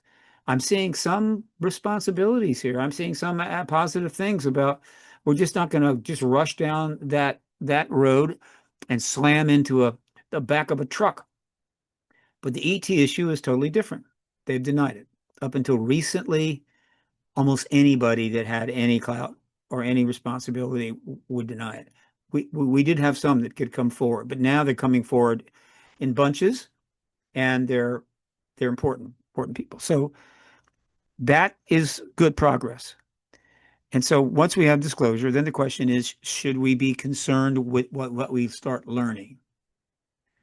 Well, I'll hold that concern until we're learning it. Right? Am I optimistic we'll be okay? Yeah, but I don't know. I'm more worried again about what humans may do. In other words, countries may react in inappropriate ways to all of this and do something stupid. Well, And that somebody will say, well, that's why we're not going to disclose, because there's a country somewhere that's going to do something stupid. And so because that one country might do something stupid, we're going to keep the whole world in the dark for another, I don't know, 100 years. No, we need to, and this is part of why we have an activist movement. We need for people that have, power and influence and so forth, money, political power, to start thinking about what they're going to do and how they can deal with that stupid country, the one that's going to react to disclosure and do something stupid. Let's deal with it before it gets out of hand. But it's hard again to get that focus when again the standing position is still there's nothing to be focused on. So the truth embargo is nothing but awful. There's no upside to it anymore. Zero. It's all downside. My concern is that we won't tell the truth or get the truth out about ETs, not the ETs. there you mentioned other countries. Another thing that stuck out in regard, and I can't remember if this was discussed on the podcast with Joe Rogan and Dan Farah or the Age of Disclosure documentary, but they were talking about the concern about China, that all the highest ranked people, when talking about this, did seem to be a bit concerned about China and their advancements in regards to like reverse engineering and tapping into some of this technology or understanding it. Uh, you obviously have your hand to the pulse. Have you also seen that concern when talking to politicians or just people in this world? I don't talk to them very rarely, but I'm paying a lot of attention to what they're saying. Look, China's got crash vehicles. China's got contactees. China's got 1.5 billion people. Russia's the largest country on the planet, so I'm sure a couple of vehicles slammed in there. So we know they have the stuff there as well. The issue with China is it's not just ETs. Right now in the world, we are absolutely determined that we will operate this planet as a zero-sum game. The only way you can go up is somebody's got to lose. All right. The only way you can get more land is to take it from somebody else. We are in a constant state of threat.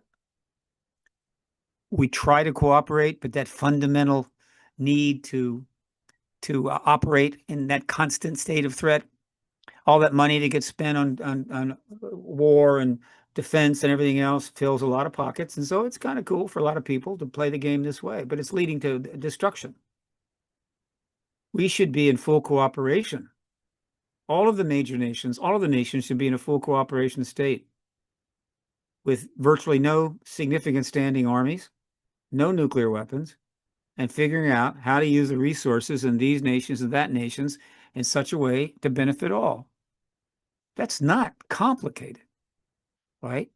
We've managed to actually do some of that to a significant degree where, some resources from here going there and whatever, even while there's a nuclear threat 24 hours a day, right? That we live under mutual assured destruction. And some weapons are still being tested. But we still manage to do a little cooperation. And I'm thinking, why? Why do you cooperate? Why not just don't do that? Just not cooperate and let everything degrade and have your friggin' war and maybe we'll start all over again. Why try to keep things going when you know you can blow it all up in any minute? And so while it sounds ridiculous, it's a decision we can make. Are we going to spend trillions of dollars because each one is threatening the other? I mean trillions, like hundreds of trillions over the last 40 years or so, 50, 60 years collectively, adjusted for inflation, that could have feed, housed, clothed, built, constructed, developed all manner of things. Or we could just stop. And I'm saying that when somebody says, are you kidding me? just stop doing that, start negotiating, have some diplomacy, and work out win-win situations between nations where we cooperate, and then all the money we save from all that military bullshit gets to use to make things better? And I'm saying, well, normally I would say there's not a chance in hell. We've been at this for 12,000 years. It's all we know, essentially, particularly as nations. However, in all of that time, we have never experienced what's coming. I don't know about their present 3,000, 4,000 years ago. I don't know how many came down, what they were doing. That's just history, and it only could go so far. We're now in the modern world, spacefaring tech civilization. The introduction into the world of the reality of these beings, and then the full engagement of that reality, hopefully comforted by open contact, is of a magnitude so great that it could actually give a positive answer to that question. Can we stop? And the answer could be, yeah, we can. So let's stop. Because the rest of the galaxy, ultimately, if we blow it all up, it's like a tiny little blip. They might care, but overall, there's 2 trillion galaxies. We're just a tiny little thing. On the other hand, if we were to build a civilization that worked and got out of the mess that we created in the 20th century, could be robust. We could be good. We could thrive. And that's nice. We could live well in our time. All right. And maybe other civilizations would admire that, might hang out with us. Who wants to hang out with a bloodthirsty, violent, unbelievably destructive, evil civilization of human beings? I mean, I'm amazed these ETs have been around this long. It must be nauseating. I think the reason is there's a genetic connection. That's why the certain group is here now. But I was going to ask you that how because I've kind of scratched the surface a little bit a few times, and I talked about how is it connected to the origin story of man, and I guess it's probably a great, fun, optimistic, speculating type of way to kind of end our conversation, on a positive note. How does this connect some dots for you? And how is it, in your opinion, connected to the origin of man? Are we also aliens? In your opinion, do you think we're from this planet? Do you think we were, I guess so. What's your opinion on that? yeah. Oh, this is one of my favorite subjects. It's all theory. I think it's common sense theory, but others would disagree. But this is how, in the very largest context, this is how I see what's going on. The galaxy is 13.8 billion years old. The planets, the stars were formed a couple of 100 million years in, and they've been expanding ever since. The total number of stars in the galaxies varies between 100 and 400 billion, but the average, because of the dwarf galaxies, is probably 100 billion stars. But there's 2 trillion galaxies, at least.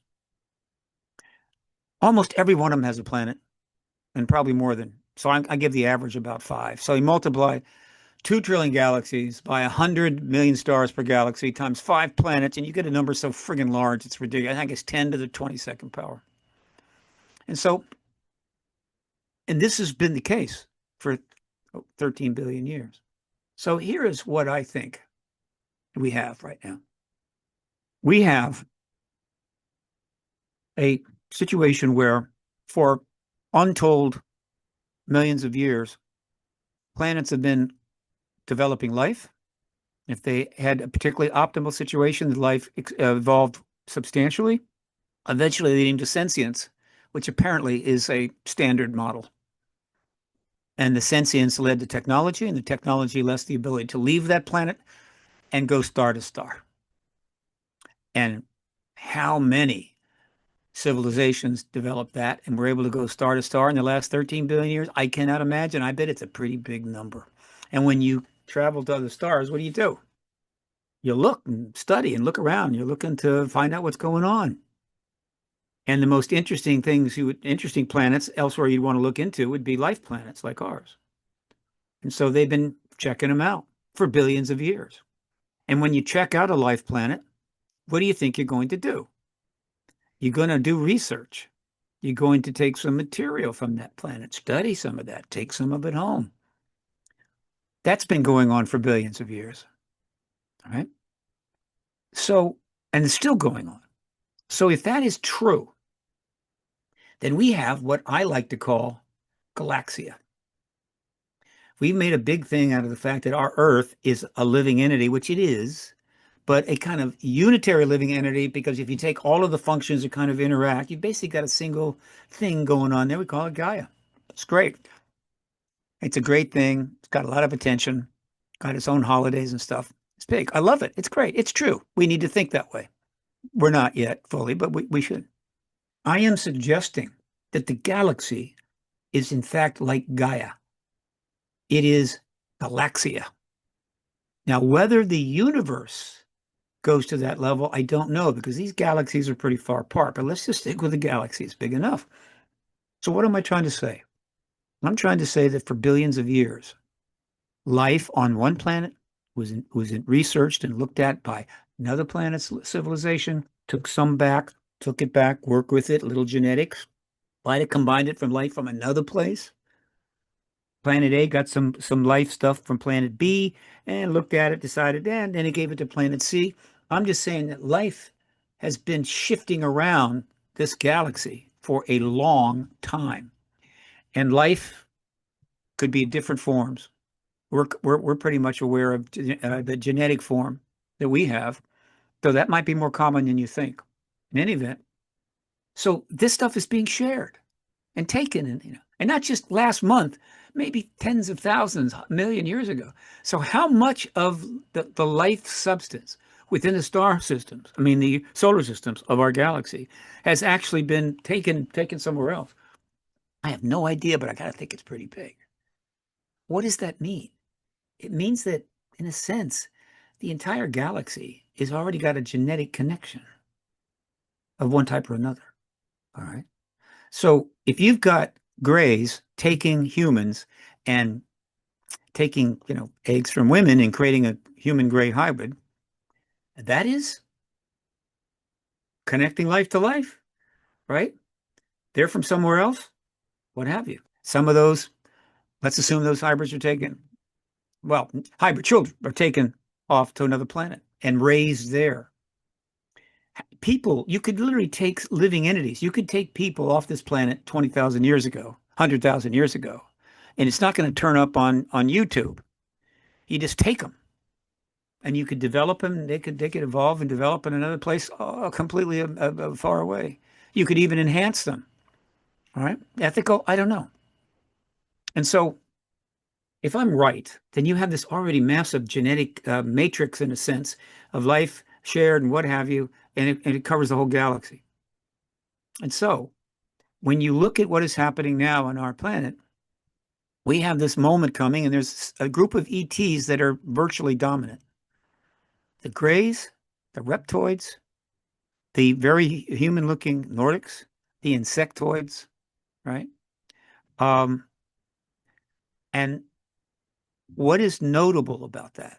Something that's not discussed. I've never heard anybody talk about this. I should write it down, but maybe I will. Why do the Reptoids look reptilian? They're not from here, but they're reptilian looking. Is it possible that they evolved somewhere else, but had reptilian DNA as part of that evolution taken from here? The insectoids, why do they look like insects? Insect DNA taken from here, God knows when, used to genetically work with whatever and create sentient entities that are insect-like because they're connected to here. As for the Nordics, Jesus Christ, obviously they're connected to here. You can hardly tell them apart from humans. If you biopsied, I mean, you might not biopsy, but if you were to do a biopsy, whatever the hell, can't remember words, you might find out there's some differences, but basically they clearly have a lot of human stuff in them. Right? And then, but what's the genetic connection of the Greys? Because they really don't look like there's some of our stuff in there. The genetic connection is they're the ones that are pretty much dominating the genetic hybrid work. Obviously, that genetic connection is really being formed real time. And so, to me, that accounts for their presence. Why are they here at this moment when we're about to probably finally go open contact with other civilizations at a time when we're advanced in spacefaring? It's homecoming. There are probably tens of thousands of other entities out there that could be here, but they're not connected to us. They could care less. But these entities are, and so they're here for the event. They're here to share it with us, maybe influences, I don't know. That's my really big picture. And I'm not having to grab some ridiculous idea out of nowhere to do this. It is simple common sense, right? I like that theory. I'd love to be right about that. We may find out someday, but Have, it does explain a lot. And so that is my take. That's if you want to close with that to me. And that's a very optimistic thing. In other words, Elon Musk is so worried that we're going to destroy all the humans on the planet and then there would be no humans in the galaxy anymore. And that would be a loss that's just unbelievably. So we got to get a bunch of humans to Mars. And I assure you, living on Mars is not going to be good. It's going to be tough in order to prepare to save the human species. And I'm saying save the money, Elon. Don't make us live on that planet. It's awful. We're never going away. There's human DNA out there. There'll be humans in this galaxy for the next 10 billion years, right? Because it's a giant laboratory in a way. Once you see beyond these barriers that we've inflicted on ourselves and look at the bigger picture, not just, oh, the galaxy is huge, but what does it mean if life is common, right? And what does it mean if you can get from star to star? It means a lot. And that's where I like to go. That's where I go when I'm feeling really irritated about the fact that this goddamn truth embargo is still, going on, 25 years into the 21st century. So there's my Galaxia theory. Feel free to share.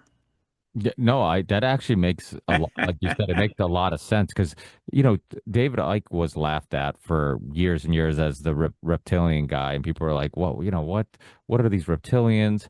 And and I've heard about all those different types of ETs, but it makes sense because I've been curious myself. I'm like, if they're not from this planet, why would they be reptilians that obviously have some Exactly. connection to this planet? So Exactly. that actually would connect those dots and make sense of that whole thing. Uh, I had what's his name? Ryan Bledsoe on.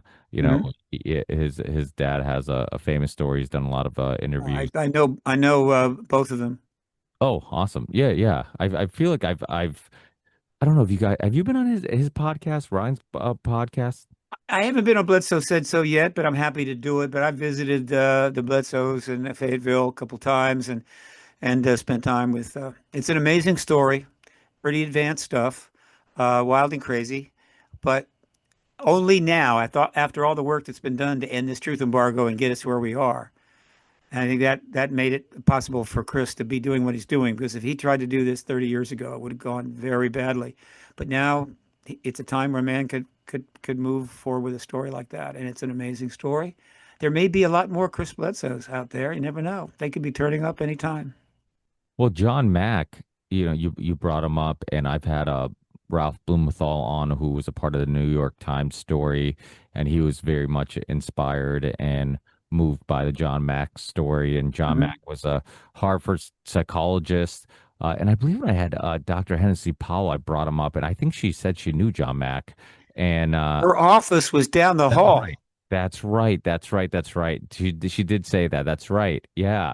And he was a skeptical person, right? He went into this whole conversation kind of looking to debunk it, and then became moved by the stories and really changed his whole path and and his whole life path. Um, I I'm wouldn't go that far. no, I you mean, don't I think know a so? lot about that story. Yeah, He yeah. was definitely skeptical, but it was coming up, right? And he didn't know what to make of it. So he did what you're supposed to do. He did a little research, including going and talking with Bud Hopkins, um, and eventually decided there was something to this. He just didn't know what. And so when he starts talking to contactees and actually working with them, as part of studies that he hoped to get peer reviewed. I think they could get one study out. It wasn't to debunk them. It was to find out if in fact it was true. That was his mentality. Now, there were some people at Harvard that had a different mentality, and they came out and tried to debunk him.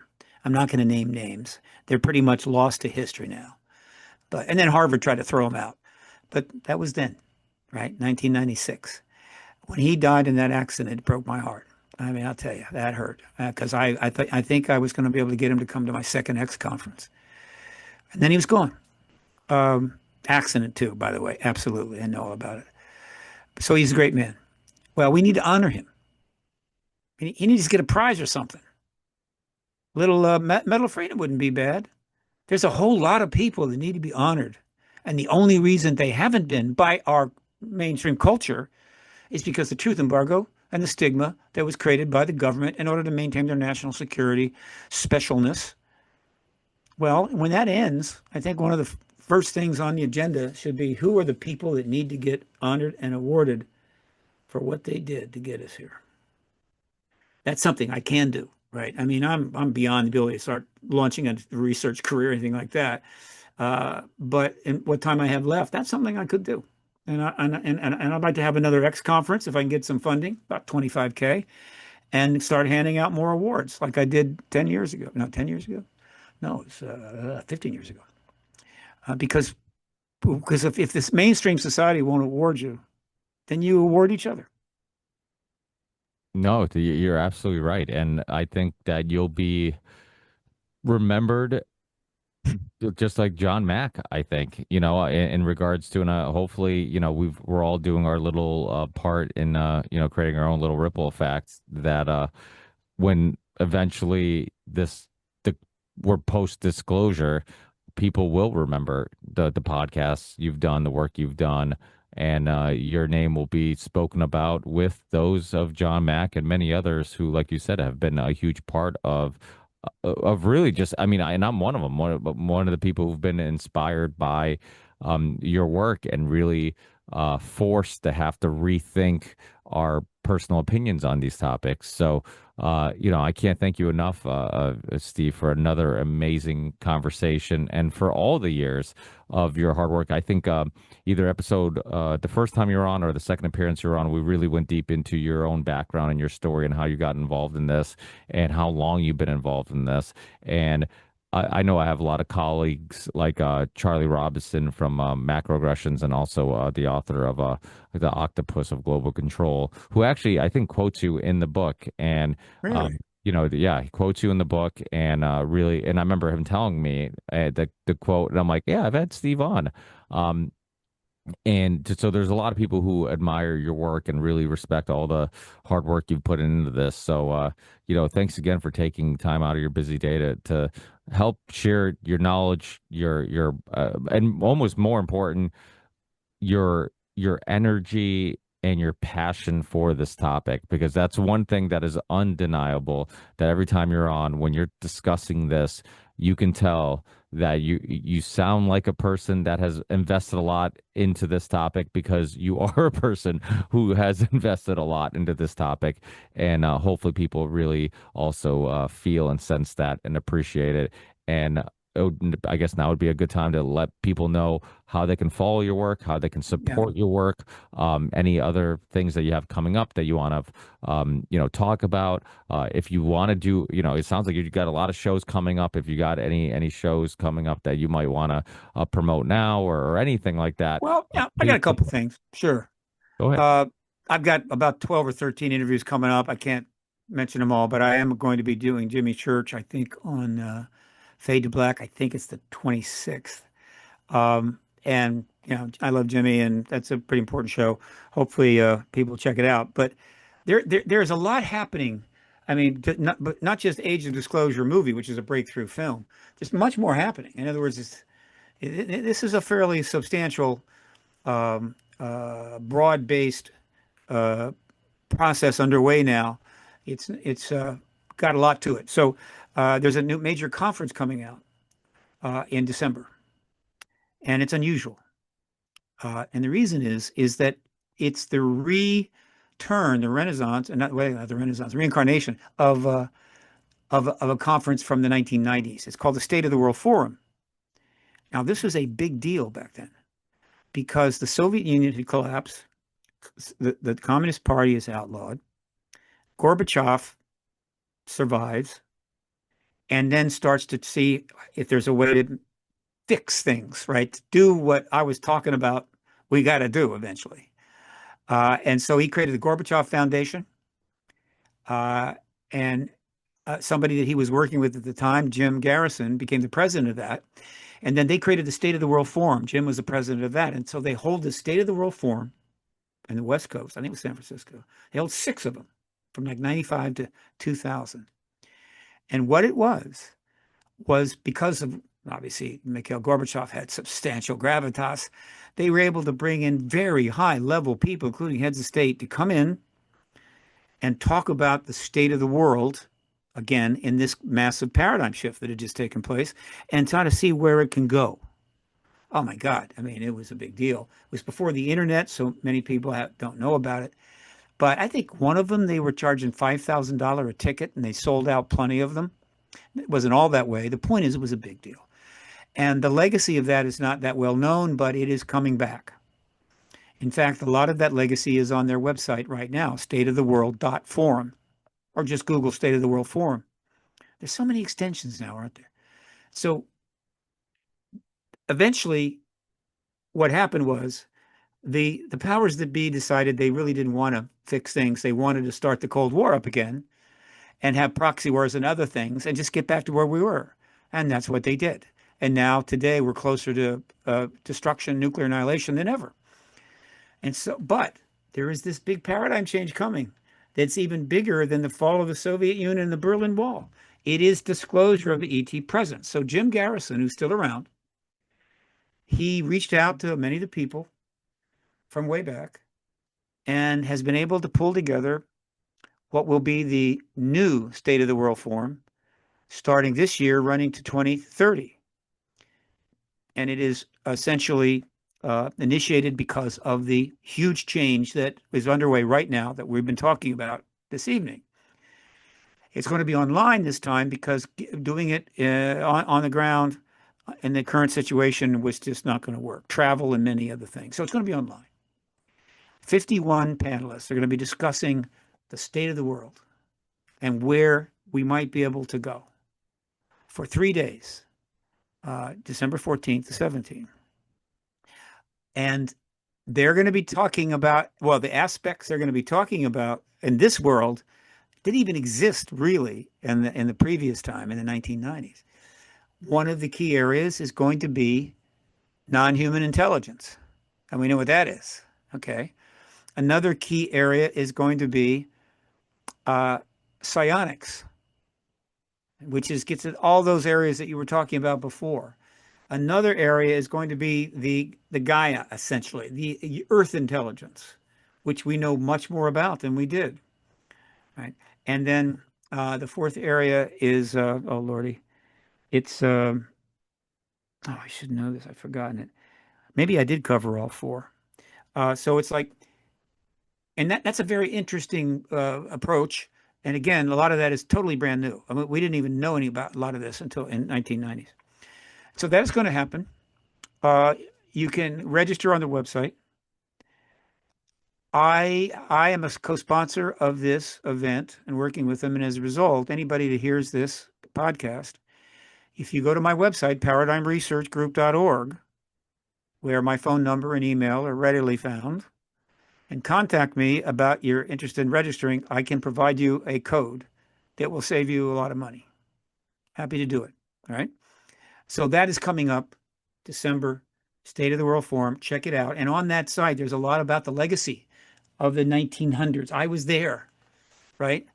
I thought maybe it's going to work, right? And then shortly after the wall is down and the Soviet Union is outlawed, the Communist Party, is Rockefeller turns up in the Clinton administration trying to get him to get the files out.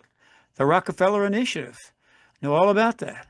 And that got me pumped up, right? I mean, it's like 2001, and that's underway, and it's looking like it's going to happen.